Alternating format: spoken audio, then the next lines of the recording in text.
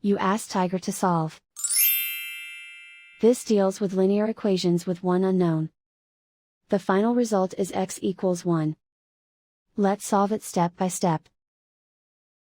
Simplify the expression. Expand the parentheses. Multiply the coefficients. Simplify the arithmetic.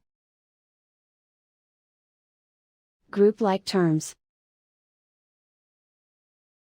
Combine like terms. Group all constants on the right side of the equation. Subtract 20 from both sides. Simplify the arithmetic.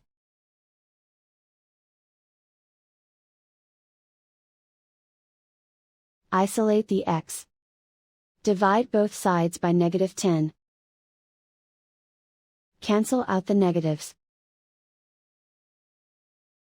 Simplify the fraction. Cancel out the negatives.